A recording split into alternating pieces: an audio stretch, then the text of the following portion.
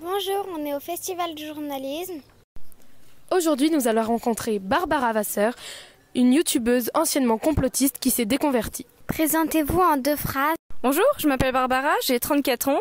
J'ai eu de nombreuses croyances, notamment certaines théories du complot, plus particulièrement Big Pharma. Et aujourd'hui, sur ma chaîne YouTube, si c'est faux, mais peut-être que c'est vrai, et aussi beaucoup en associatif, je participe à la diffusion de l'esprit critique, ses méthodes et ses outils. Pouvez-vous nous dire qu'est-ce que l'esprit critique ? Alors l'esprit critique, il y en a 1000 définitions. On n'est pas toujours d'accord entre nous. Moi, je vois ça comme un état d'esprit, en fait, dans lequel on ne va pas croire sur parole, on ne va pas croire notre instinct ou le bon sens, on ne va pas croire n'importe quel papier scientifique ou n'importe quel expert non plus. On a des méthodes, on a des outils, et puis surtout, on va s'appuyer sur la connaissance scientifique pour faire le tri entre ce qui tient des croyances et ce qui tient de la connaissance. Combien de temps avez-vous cru en ces théories ? Alors je peux pas répondre très précisément, je me rappelle pas vraiment très bien, mais je dirais bien 3-4 années. À quelle théorie avez-vous cru en premier ? Alors ma toute première théorie du complot, c'est aussi celle à laquelle j'ai adhéré le plus fort, c'était Big Pharma. Et donc Big Pharma, c'est un énorme complot mondial qui dit qu'on garde expressément les gens malades, que les médecins ne vont soigner que les symptômes, parce que si on est en bonne santé, on ne ramène pas d'argent. C'est un complot. Il y a énormément d'autres choses à dire, mais voilà, ça va vraiment être un des axes principaux de ce complot-là. Comment êtes-vous sorti des croyances ? Alors moi, un jour, je vais me faire violemment plaquer par un ex-petit ami qui, lui, était ostéopathe et qui avait découvert récemment que son métier était basé sur une pseudoscience. Je vais passer pas mal de temps sur des sites comme comment récupérer son ex.com.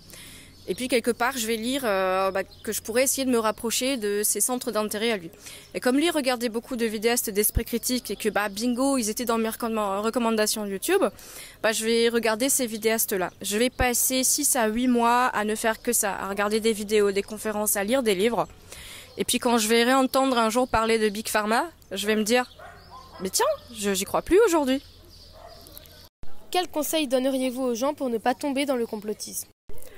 Alors le premier conseil que je donnerais, c'est d'aller chercher la contradiction. On vous donne une information, il y a une source qui arrive jusqu'à vous, allez voir s'il n'y a pas une ou plusieurs personnes qui disent le contraire ou qui ont autre chose, une alternative, on va dire, à ce que vous avez entendu. Et puis finalement, moi, ce qui m'a aidé, c'est de découvrir les outils et les méthodes de la pensée critique. Donc allez-y, je ne suis pas plus intelligente que vous, je ne suis pas un génie, j'ai appris assez facilement toute seule. Ça demande du temps surtout. Et normalement avec ces outils-là, on ne peut pas dire que vous ne tomberez plus dans aucun piège, mais vous vous tromperez un petit peu moins souvent. Pourquoi avez-vous créé cette chaîne YouTube ? Ça semble évident, non ? Pour la thune et la fame, voyons. Et sinon, en vrai ? Bon allez, d'accord, un peu de sérieux. En vrai, ça n'a pas grand-chose à voir avec les complots. Moi, j'ai longtemps utilisé une fake médecine, donc une pseudo-médecine, qui s'appelle l'aromathérapie. C'était quelque chose de très important pour moi et j'avais suivi une formation. Pour moi, ça avait sauvé la vie de ma fille et quand j'ai appris que c'était une fake med, je me suis dit, ok, si n'importe qui peut tomber là-dedans, même des gens pas trop bêtes comme moi, j'ai